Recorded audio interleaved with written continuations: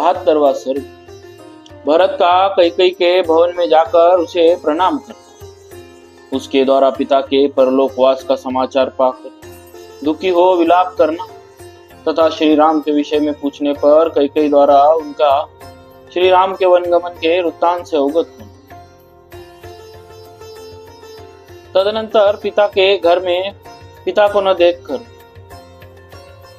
भरत माता का दर्शन करने के लिए अपने माता के महल में गए।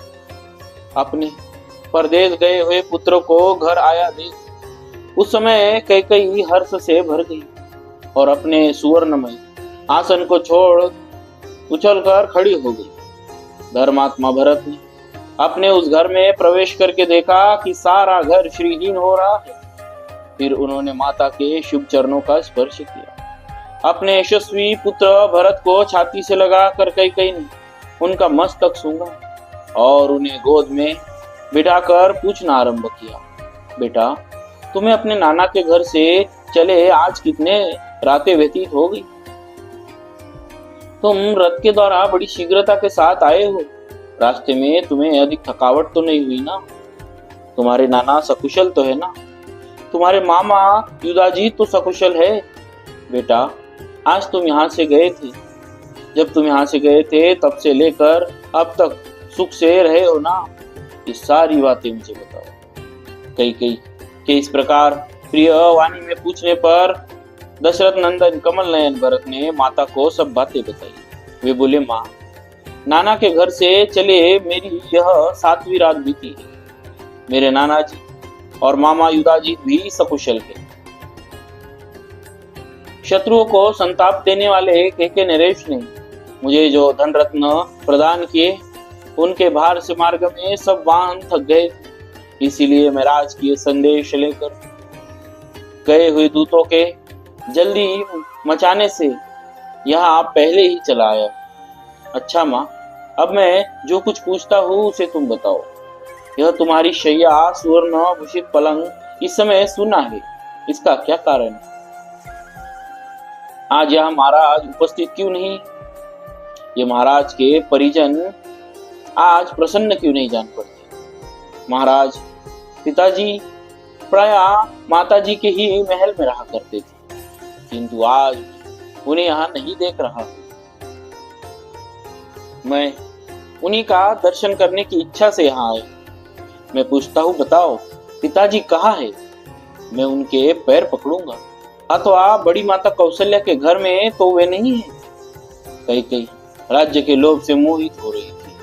वह राजा का वृत्तांत न जानने वाले भरत से उस घोर अप्रिय समाचार को प्रिय सा समझती हुई इस प्रकार बताने लगी, बेटा तुम्हारे पिता महाराज दशरथ बड़े महात्मा, तेजस्वी, यज्ञशील और सत्पुरुषों के आश्रय दाता थे।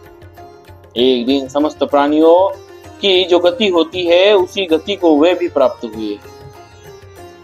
भरत धार्मिक कुल में उत्पन्न हुए थे और उनका हृदय शुद्ध था।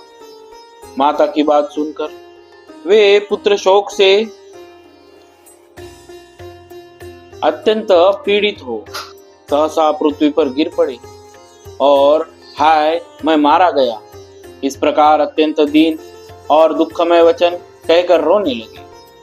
पराक्रमी महाबाहु भरत अपनी भुजाओं को बारंबार पृथ्वी पर पटक कर गिरने और लौटने लगे। उन महातेजस्वी राजकुमार की चेतना भ्रांत और व्याकुल हो गई। वे पिता की मृत्यु से दुखी और शोक से व्याकुल चित्त होकर विलाप करने लगे।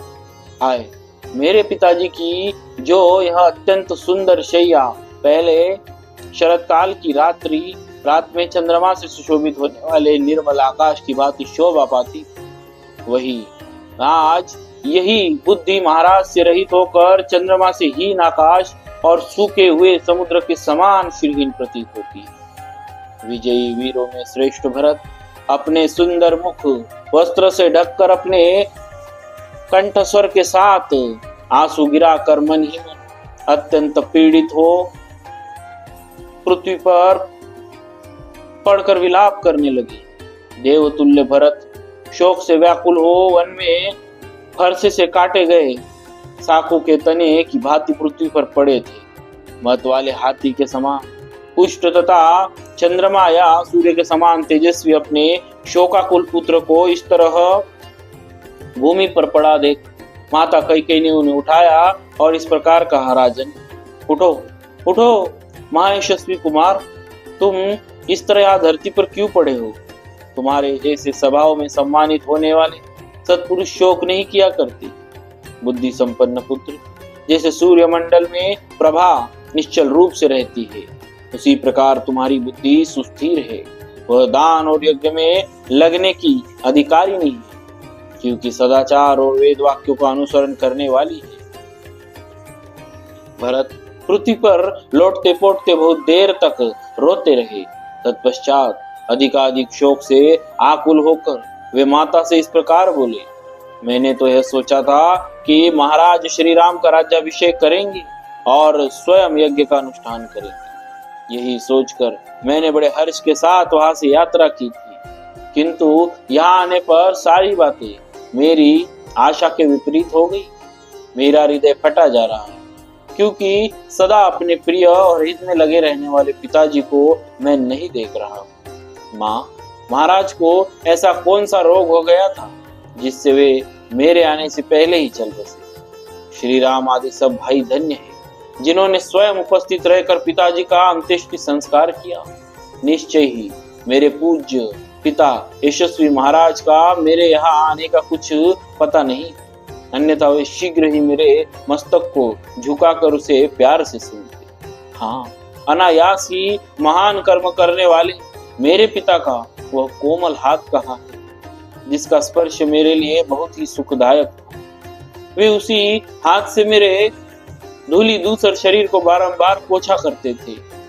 अब जो मेरे भाई, पिता और बंधु है तथा जिनका मैं परम प्रिय दास हूँ, अनायास ही महान पराक्रम करने वाले उन श्री रामचंद्र जी को तुम शीघ्र ही मेरे आने की सूचना दो। धर्म के ज्ञाता श्रेष्ठ पुरुष के लिए बड़ा भाई पिता के समान होता। मैं उनके चरणों में प्रणाम करूंगा। अब वे ही मेरे आश्रय है। आर्य, धर्म का आचरण जिनका स्वभाव बन गया था तथा जो बड़ी दृढ़ता के साथ उत्तम व्रत का पालन करते थे, वे मेरे सत्य पराक्रमी और धर्मज्ञ पिता महाराज दशरथ अंतिम समय में क्या कर गए? मेरे लिए जो उनका अंतिम संदेश हो उसे मैं सुनना चाहता हूँ। भरत के इस प्रकार पूछने पर कैकेयी ने सब बात ठीक ठीक बता दी। वह कहने लगी, बेटा, बुद्धिमानों में श्रेष्ठ तुम्हारे महात्मा पिता महाराज ने हा राम, हा सीते, हा लक्ष्मण इस प्रकार विलाप करते हुए परलोक की यात्रा की थी। जैसे पासों से बंधा हुआ महान गज विवश हो जाता है, उसी प्रकार काल धर्म के वशीभूत हुए तुम्हारे पिता ने अंतिम वचन इस प्रकार कहा था, जो लोग सीता के साथ पुनः लौट कर आए हुए महाबाहु श्री राम और लक्ष्मण को देखेंगे, वे ही कृतार्थ होंगे। माता के द्वारा यह दूसरी अप्रिय बात कही जाने पर भरत और भी दुखी हो गए। उनके मुख पर विषाद छा गया और उन्होंने पुनः माता से पूछा, माँ, माता कौशल्या का आनंद बढ़ाने वाले धर्मात्मा श्री रामचंद्र जी इस अवसर पर भाई लक्ष्मण और सीता के साथ कहाँ चले गए? इस प्रकार पूछने पर उनकी माता कैकेयी ने एक साथ ही प्रिय बुद्धि से वह अप्रिय संवाद यथोचित रीति से सुनाना आरंभ किया। बेटा, राजकुमार श्री राम वल्कल वस्त्र धारण करके सीता के साथ दंडक वन में चले गए। लक्ष्मण ने भी उन्हीं का अनुसरण किया है। यह सुनकर भरत डर गए। उन्हें अपने भाई के चरित्र पर शंका हो आई। वे सोचने लगे, श्री राम कहीं धर्म से गिरे तो नहीं। अपने वंश की महत्ता, धर्मपरायणता का स्मरण करके वे कैकेयी से इस प्रकार पूछने लगे, माँ, श्री राम ने किसी कारणवश ब्राह्मण का धन तो नहीं हर लिया था? किसी निष्पाप धनी या दरिद्र की हत्या तो नहीं कर डाली? राजकुमार श्री राम का मन किसी पराई स्त्री की ओर तो नहीं चला गया? इस अपराध के कारण भैया श्री राम को दंडकारण्य में जाने के लिए निर्वासित कर दिया गया। तब चपल स्वभाव वाली भरत की माता कैकेयी ने उस विवेक शून्य चंचल नारी स्वभाव के कारण ही अपनी करतूत को ठीक ठीक बताना आरंभ किया। महात्मा भरत के पूर्वोक्त रूप से पूछने पर व्यर्थ ही अपने को बड़ी विदुषी मानने वाली कैकेयी ने बड़े हर्ष में भरकर कहा, बेटा, श्री राम ने किसी कारणवश किंचित मात्र भी ब्राह्मण के धन का अपहरण नहीं किया। किसी निरपराध धनी या दरिद्र की हत्या भी उन्होंने नहीं। श्री राम कभी किसी पराई स्त्री पर दृष्टि नहीं डालते। बेटा, उनके वन में जाने का कारण इस प्रकार है। मैंने सुना था कि अयोध्या में श्री राम का राज्याभिषेक होने जा रहा है। तब मैंने तुम्हारे पिता से तुम्हारे